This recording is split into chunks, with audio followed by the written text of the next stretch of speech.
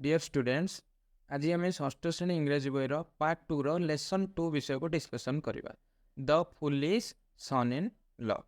Foolish रो ओडिया अर्थ होचे बोका, सन इन ल रो अर्थ जोई। द फुलिश सन इन ल बोका जोई। देखिबा प्री रीडिंग रे कोन देछि। Students, do you know there are many stories about foolish son in laws. पिला माने तुमे जानिछो के बोका जोई मानक उपरे बहुत गुड़े गप अच्छी है। बहुत बोका जोई मानक उपरे बहुत गुड़े गप अच्छी बोली तुम मैंने जानिछ कि these stories are there in every language. यही गप गुड़िक समस्त भाषा रे अच्छी। Can any one of you tell us such a story. तुम मानक मध्य कई भी यही गोटे गप आमको कहि परिबो कि? Do you want to listen to such a story. तुम्हें यही गोटे गप शुणा चाहिए कि? गपटी देखिबा कौन देछि। There was a village quack, a fake or false practitioner. Quack कहले कौन? क्वाक अर्थ होचे ठक वैद बा नकली डाक्तर। There was a village quack, गोटे ग्राम रे जने ठक वैद्यटे थिले। He also trained his son to be a quack. Trained माने प्रशिक्षण देइथिले बा सिखेइथिले। से कौन से पुओ को ये विद्या शिखेइथिले कौन? ठक वैद हेबार।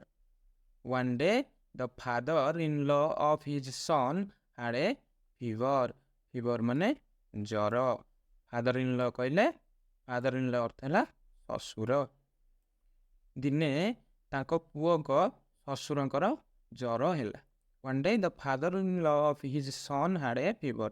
ताको पुओर ससुरंकर जर हैला। He therefore sent his son to treat his father-in-law. तेणु से तांको पुओ को तांको ससुरंकर ट्रीटमेंट करिया पे पठाइले, चिकित्सा करिया पे पठाइले। When his son was about to leave, जेतेबेले तांको पुत्र जीवाकु बाहरले, he gave him some advice. से तांको छि उपदेश देले। कौन उपदेश देले? Listen son, सुन पुओ, common sense will make you a great doctor. common sense कहले उपस्थित बुद्धि बा साधारण ज्ञान। उपस्थित बुद्धि तुमको गोटे महान डाक्तर करिवो। सिंपल कॉमन सेंस, सरल साधारण ज्ञान बा सरल उपस्थित बुद्धि। Then he gave him an example from his experience. Experience माने अनुभूति बा अभिज्ञता। तापर then he gave him an example, ताको गोटे एग्जांपल देले, ताको को एग्जांपल देले फ्रॉम हिज एक्सपीरियंस, ताको अभिज्ञता रो गोटे एग्जांपल उदाहरण टे देले। once I went to treat a patient. patient माने रोगी, treat माने चिकित्सा करिबा। दिने मु जने रोगी को चिकित्सा करिबा को गली। I saw banana peels, banana skin under his coat. coat माने खटिया बा खट। I saw banana peels, मु देखिली banana peels कदली चोपा कोठी थिला? खट तळे, ताको खट तळे कदली चोपा पड़ितबार मु देखिली। Then testing his pulse, feeling I said, you must have taken banana. Then तापर testing his pulse, ताकर नाड़ी को टेस्ट करी परीक्षा करी feeling अनुभव कला बेला छलना करी I said, मु कहिली you must have taken banana. तुम्हें निश्चित रूपे banana Kadali खाइछ। That is why you have a bad cold. सेथि पई तुमको भीषण ठंडा होइछ। bad cold माने भीषण ठंडा बा अत्यधिक ठंडा होइछ। The patient and his father were surprised. surprised माने आश्चर्य हो गेले बा चकित हो गेले। रोगी एवं तांको बापा आश्चर्य हो गेले। How could I tell from his pulse that he had eaten banana? किपरि मु तांकर पल्स को चेक करी कहि परली जे से माने से कदली खाइछंती बोली। In this way, using my common sense, I became a very famous doctor. एही परि भाबरे मु मोर उपस्थित बुद्धि को प्रयोग करी गोटे प्रसिद्ध doctor hay पारिली। Therefore son, use your common sense. तेणु पुत्र तुमर उपस्थित बुद्धि को प्रयोग कर। The son went to his father-in-law. वो ताको ससुरंग पाख को गले। ହି saw him lying on a cot, ସେ ତାକୁ ଖଟ ଉପରେ ପଡ଼ିଥିବାର ଦେଖିଲେ ବା ଖଟ ଉପରେ ଶୋଇଥିବାର ଦେଖିଲେ।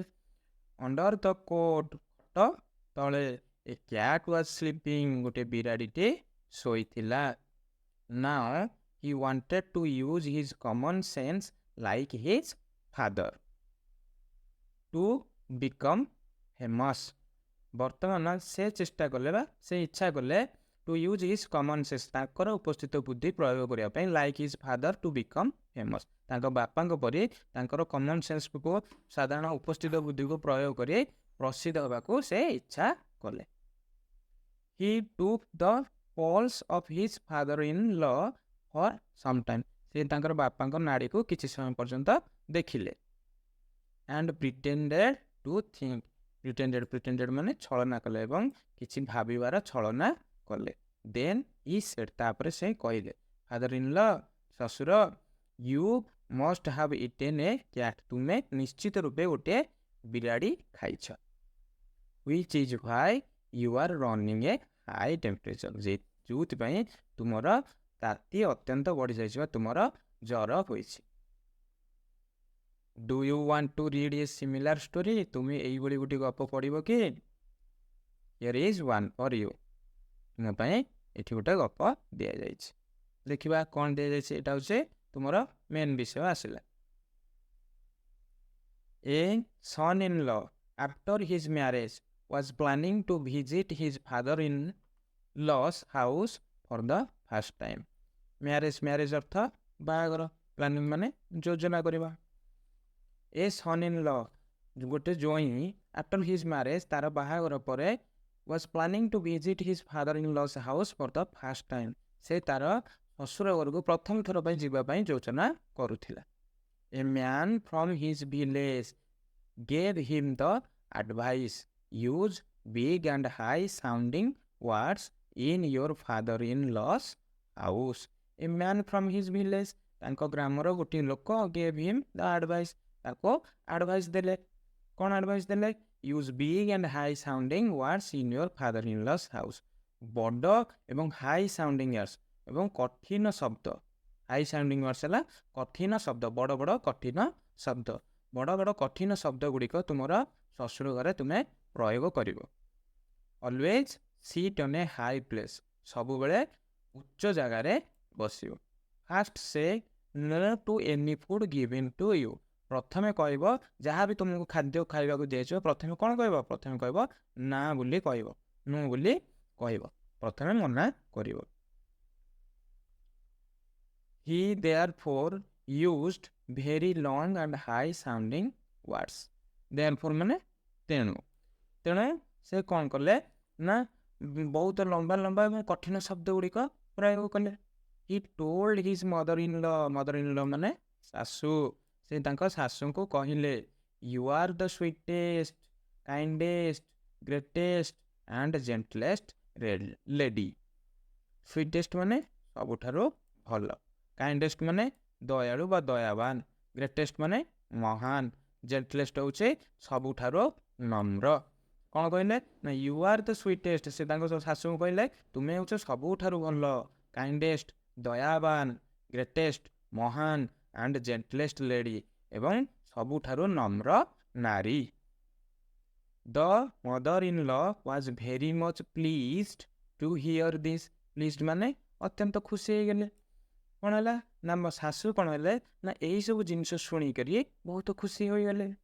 C praised her son in law in front of her neighbours for using high sounding words and calling her the kindest and greatest lady.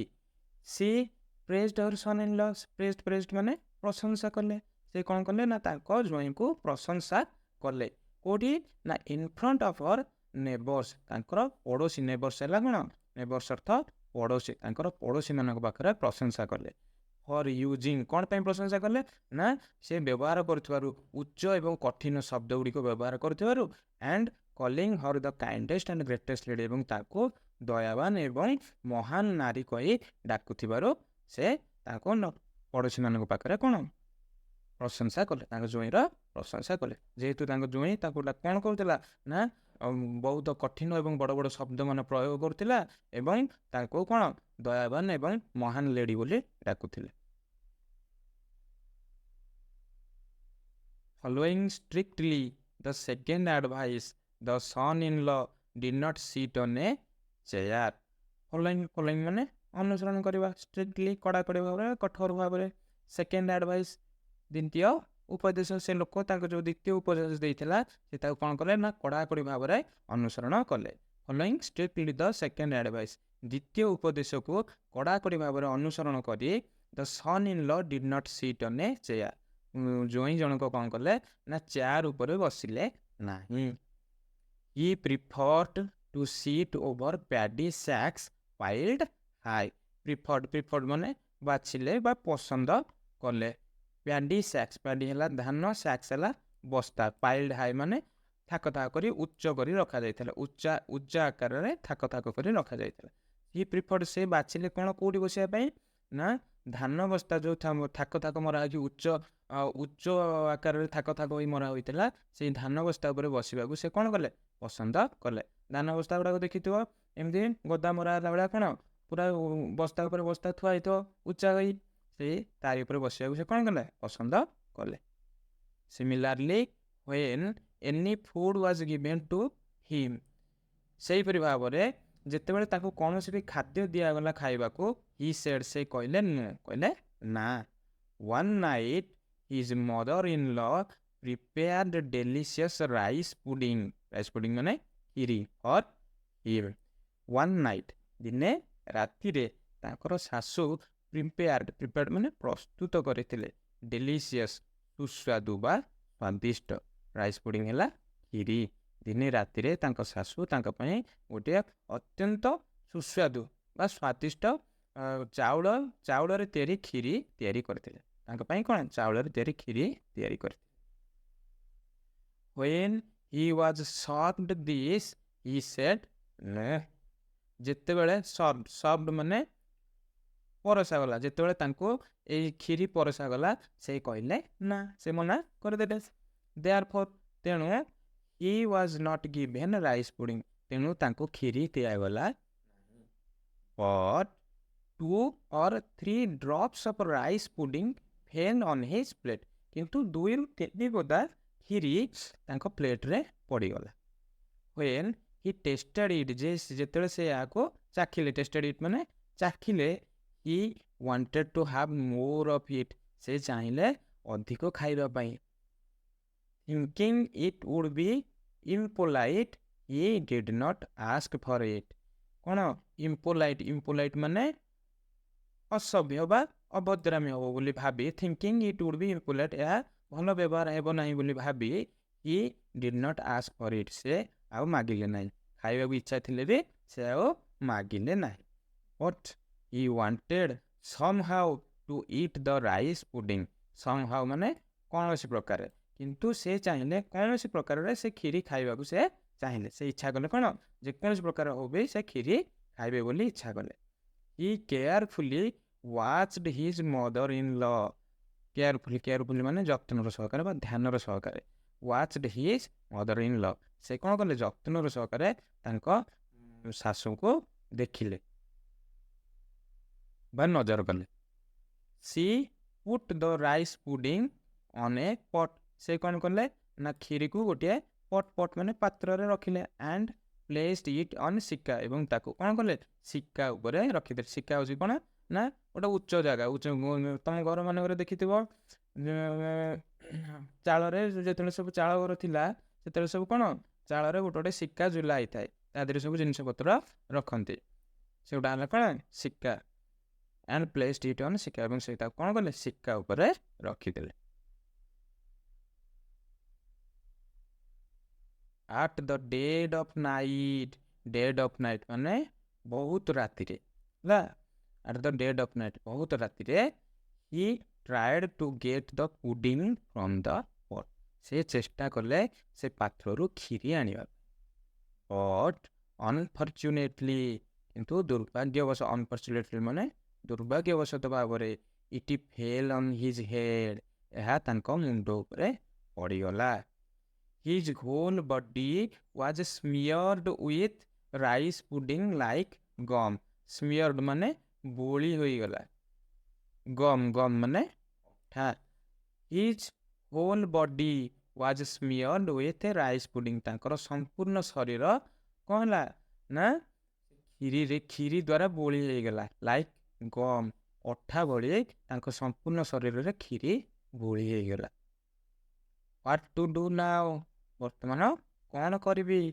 He thought to himself. ସେ ନିଜକୁ ନିଜେ ଚିନ୍ତା କଲେ। He saw freshly plucked cotton spread on a mat to dry. Freshly ମାନେ ତାଜା, plucked ମାନେ ତୋଳା ଯାଇଥିଲା, cotton ତୁଳା, spread ବିଛା ଯାଇଥିଲା, mat ହେଲା ମଶୁଣା, dry ମାନେ ଶୁଖେଇବା।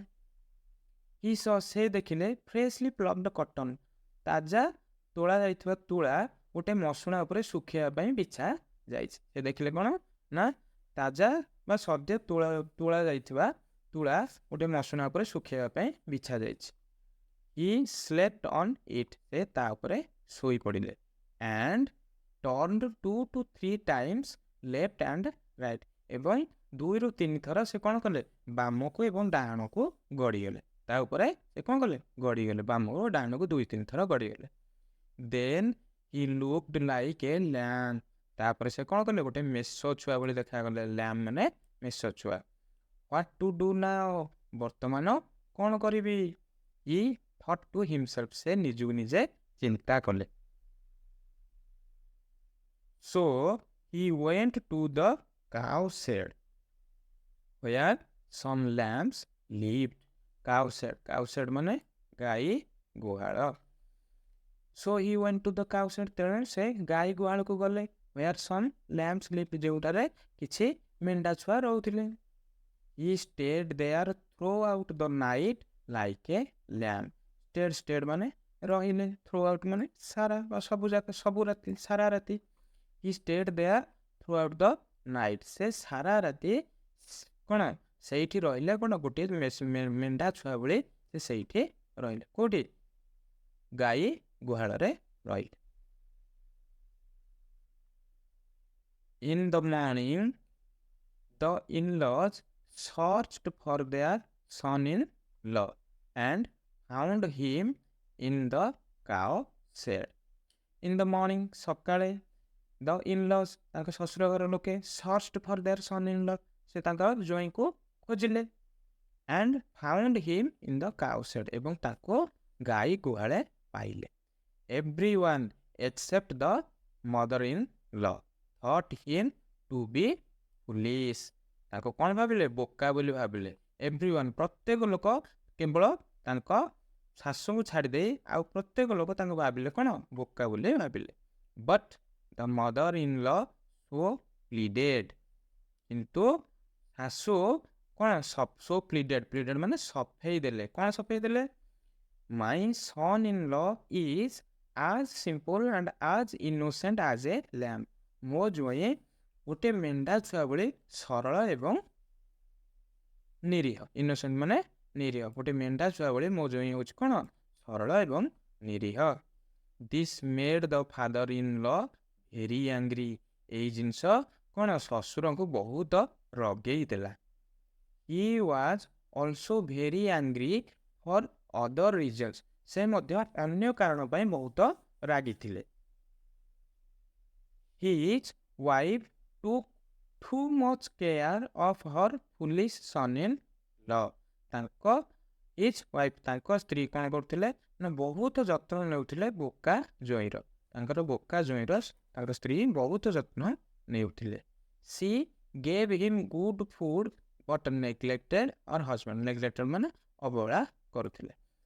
She gave him good food. ସେ ତାଙ୍କ ଜ୍ୱାଇଁକୁ ବହୁତ ଭଲ ଖାଦ୍ୟ ଦେଉଥିଲେ। But neglected her husband. କିନ୍ତୁ ତାଙ୍କ ସ୍ୱାମୀକୁ ଅବହେଳା କରୁଥିଲେ। The son-in-law living in comfort was not willing to go home. ଜ୍ୱାଇଁ କ'ଣ କରୁଥିଲେ? living in comfort, comfort ମାନେ ଆରାମରେ ରହୁଥିଲେ। was not willing to go home, ଏବଂ ଘରକୁ ଯିବାକୁ ଇଚ୍ଛା କରୁନଥିଲେ। willing ମାନେ ଇଚ୍ଛା କରିବା, ଏବଂ ଘରକୁ ଯିବାକୁ, ସେ ଯେହେତୁ ଆରାମରେ ରହୁଥିଲେ ସେ ଘରକୁ ଯିବାକୁ ଆଉ ଇଚ୍ଛା କରୁନଥିଲେ। The father-in-law therefore planned how to drive him out. ଶ୍ୱଶୁର ତେଣୁ ଏକ ଯୋଜନା କଲେ how to drive him out, କେମିତି ତାଙ୍କୁ ବାହାର କରିବେ, କେମିତି ତାଙ୍କୁ ବାହାର କରିବେ ବୋଲି ଏକ ଯୋଜନା କଲେ ବା ଉପାୟ ଚିନ୍ତା କଲେ।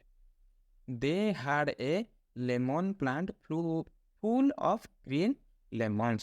ତାଙ୍କର ଗୋଟିଏ ଲେମ୍ବୁ ଗଛ ଥିଲା ଯୋଉଥିରେ କି କ'ଣ ଗ୍ରୀନ୍ ଲେମନ୍ କ'ଣ ପୂର୍ଣ୍ଣ ହୁଏ ଥିଲା ତା ଦେହରେ, ମାନେ ଲେମ୍ବୁ ବହୁତ ଲେମ୍ବୁ ଫଳିଥିଲା ତାଙ୍କର। One day he said to his son-in-law, ଦିନେ ସେ ତାଙ୍କର ଜ୍ୱାଇଁଙ୍କୁ କହିଲେ, and son, you have seen our lemon tree. ତୁମେ ଆମର ଲେମ୍ବୁ ଗଛକୁ ଦେଖିଛ। The lemons are stolen by thieves at night. ଲେମ୍ବୁ ଗୁଡ଼ିକ କ'ଣ ରାତିରେ ଚୋରମାନେ ଚୋରି କରି ନେଇ ଯାଉଛନ୍ତି। The lemons are stolen by thieves at night. ରାତିରେ ଚୋରମାନେ ଲେମ୍ବୁ ଗୁଡ଼ିକୁ ଚୋରେଇ ନେଉଛନ୍ତି। I will be happy if you can watch the plant tonight and catch the thief. I will be happy, ମୁଁ ଖୁସି ହେବି ଯଦି ତୁମେ ଆଜି ରାତିରେ ସେ ଗଛକୁ ଜଗିବ and catch thief, ଏବଂ ଚୋରକୁ ଧରିପାରିବ। ଯଦି ତୁମେ ଆଜି ରାତିରେ ସେଠି ସେ ଗଛକୁ ଜଗିକି ଚୋରକୁ ଧରିପାରିବ ତାହେଲେ ମୁଁ ଖୁସି ହେବି। He also gave his son-in-law a club ମାନେ ଠେଙ୍ଗା। ସେ ମଧ୍ୟ କ'ଣ କରିଥିଲେ, ତାଙ୍କ ଜ୍ୱାଇଁକୁ ଗୋଟିଏ ଠେଙ୍ଗା ଦେଲେ। In the darkness of night, darkness ହେଲା ଅନ୍ଧକାର, ରାତ୍ରିର ଅନ୍ଧକାରରେ the son-in-law was waiting for the thieves to come. son-in-law ଜ୍ୱାଇଁ କ'ଣ କଲେ ନା ଅପେକ୍ଷା କରି ବସିଲେ କୋଉମାନଙ୍କୁ, ଚୋରମାନଙ୍କୁ ଚୋରମାନଙ୍କର ଆସିବାକୁ ସେ କ'ଣ କଲେ, ଅପେକ୍ଷା କରି ରହିଲେ। ରାତ୍ରିର ଅନ୍ଧକାରରେ ଜ୍ୱାଇଁ ଜଣକ ଚୋରମାନଙ୍କର ଆସିବାକୁ ଅପେକ୍ଷା କରି ରହିଲେ। The father-in-law wished to take water rice and asked his wife to bring a fresh lemon from the lemon plant. The father-in-law wished, ଇଚ୍ଛା କଲେ, to take water rice ମାନେ ପଖାଳ ଖାଇବାକୁ ତାଙ୍କ ଶ୍ୱଶୁର ଇଚ୍ଛା କଲେ। and asked his wife, ଏବଂ ତାଙ୍କ ସ୍ତ୍ରୀକୁ କହିଲେ to bring a fresh lemon, ଗୋଟିଏ ତାଜା ଲେମ୍ବୁ ଆଣିବା ପାଇଁ from the lemon plant, ସେଇ ଲେମ୍ବୁ ଗଛରୁ ଗୋଟିଏ ତାଜା ଲେମ୍ବୁ ଆଣିବା ପାଇଁ କହିଲେ। When the mother-in-law was plucking a lemon, ଯେତେବେଳେ ତାଙ୍କ ଶାଶୁ ଲେମ୍ବୁ ଗୋଟିଏ ତୋଳୁଥିଲେ, the son-in-law thrashed her with the club, thinking her to be a thief. The son-in-law thrashed ମାନେ ବାଡ଼େଇଲେ, ତାକୁ କ'ଣ କଲେ, ବାଡ଼େଇଲେ। ତାଙ୍କ ଜ୍ୱାଇଁ ଜଣକ thrashed her, ତାଙ୍କୁ ପିଟି ଦେଲେ। with the club, ସେ ଠେଙ୍ଗାରେ ପିଟି ଦେଲେ। thinking her to be a thief, ତାକୁ ଗୋଟେ ଚୋର ବୋଲି ଭାବି ତାକୁ କ'ଣ କଲେ, ସେ ଠେଙ୍ଗାରେ ପିଟି ଦେଲେ। coming to know that he had beaten his mother-in-law, ଯେତେବେଳେ ସେ ଜାଣିବାକୁ ପାଇଲେ ଯେ ସେ କ'ଣ କରିଛନ୍ତି, ତାଙ୍କ ଶାଶୁଙ୍କୁ ପିଟି ଦେଇଛନ୍ତି ବୋଲି, he felt so ashamed, ସେ କ'ଣ କଲେ, ବହୁତ ଲଜ୍ଜିତ ଅନୁଭବ କଲେ। ashamed ମାନେ ଲଜ୍ଜିତ ଅନୁଭବ କରିବା, ashamed ମାନେ ଲଜ୍ଜିତ ଅନୁଭବ କଲେ। ସେ କ'ଣ କଲେ, ସେ ବହୁତ ଲଜ୍ଜିତ ଅନୁଭବ କଲେ। he felt so ashamed that he left for his home that night itself, ସେ ସେଇ ରାତିରେ ନିଜେ itself ତାଙ୍କ ଘରକୁ ବାହାରିଗଲେ। The father-in-law heaved a great sigh of relief. ମାନେ କ'ଣ, ଆରାମରେ ନିଶ୍ୱାସ ନେଲେ ବା ଯୋଉ କହନ୍ତି କ'ଣ ନା ଆଶ୍ୱସ୍ତି ଲାଭ କଲେ। The father-in-law heaved a great sigh of relief, ଶ୍ୱଶୁର କ'ଣ କଲେ, ଆଶ୍ୱସ୍ତି ଲାଭ କଲେ ବା ଆରାମରେ ନିଶ୍ୱାସ ନେଲେ। ସେ ଯାହା ଚାହୁଁଥିଲେ ସେୟା ହେଇଗଲା। ସେ କ'ଣ କଲେ, ତାଙ୍କ ଜ୍ୱାଇଁକୁ ବିଦା କରିଦେଲେ। ସେଥିପାଇଁ ସେ କ'ଣ କଲେ, ପୁରା ଆରାମରେ ସେ ନିଶ୍ୱାସ ନେଲେ, ଶାନ୍ତିରେ ସେ ନିଶ୍ୱାସ ନେଲେ। ବର୍ତ୍ତମାନ ଏଇ ବିଷୟଟିକୁ ଆମେ ପଢ଼ିଦେଲେ। ପିଲାମାନେ, ଯଦି ଏଇ ବିଷୟଟି ତୁମମାନଙ୍କୁ ଭଲ ଲାଗିଛି ତାହେଲେ ଏ ଭିଡ଼ିଓଟିକୁ ମୋ ସାଙ୍ଗମାନଙ୍କ ମଧ୍ୟରେ ସେୟାର କରିବ ଏବଂ ଏହି ଚ୍ୟାନେଲଟିକୁ ସବସ୍କ୍ରାଇବ୍ କରିନେବ। ରହୁଛି, ଧନ୍ୟବାଦ।